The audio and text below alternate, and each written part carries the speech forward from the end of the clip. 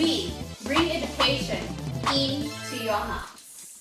มีพ่อแม่ท่านไหนแน่ที่ว่าบ่ค่อยมีเวลาในการรับส่งลูกเนื่องจากมีหน้าที่รับผิดชอบหลายอย่างในปัจจุบันนี้การเดินทางหรือการไปรับส่งลูกเรียนก็บ่ได้สะดวกอีกต่อไปเพอในตัวเมืองมีรถหลายฉะนั้นจึงได้ใช้เวลาในการไปรับส่งลูกทุกครั้งเฮ็ดให้เสียทั้งเวลาและค่าน้ำมันรถนอกจากนี้นักเรียนบางคนการเรียนอยู่ห้องเรียนรวมกลุ่มนำหมู่ก็อาจบ่ค่อยตอบโจทย์กับพวกเขาปานใดเพราะพวกเขาบ่กล้าที่จะถามบ่มีสมาธิเรียนและตามนักเรียนก็บ่ทันหมู่ส่วนมื้อพักวันเสาร์อาทิตย์ลูกๆก็เอาแต่เล่นเกมบ่ดีกว่าบ่ที่จะเอาเวลาเหล่านี้ใช้ให้เกิดประโยชน์แก่ลูกของท่านทาง Genesis ของพวกเราสามารถส่งครูเข้าไปส่งที่บ้านของทานได้บ่ว่าจะเป็นทั้งเซฟทั้งน้ำมันบ่ต้องเปิดจำเป็นต้องไปรับส่งลูกต่อไปและทานก็จะได้เซฟเวลาของทานนั่นก็หมายความว่าทานจะมีเวลาให้กับลูกๆของทานได้หลายขึ้น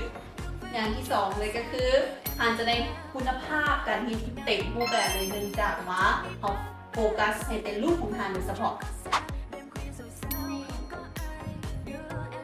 Very good. Making melodies in my heart.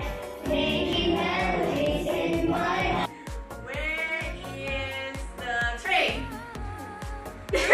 A train. A train. พูด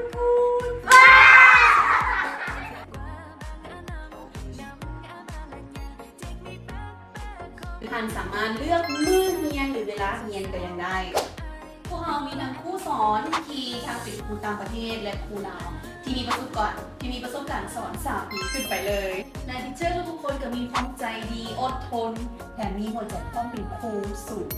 พ่อแม่บ่ต้องห่วงเลยนะเพราะว่าพวกเรามีอุปกรณ์การสอนที่ครบถ้วนเนาะแต่ขอเป็นเดวทานน่ะมีห้องเรียนเฉพาะให้แด่ครู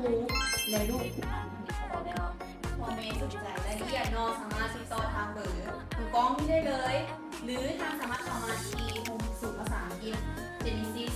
ได้เนาะที่โลเคชั่นตัวนี้เลยสถานที่บ้านสถานสกัดได้เมืองศาสนาณครหลวง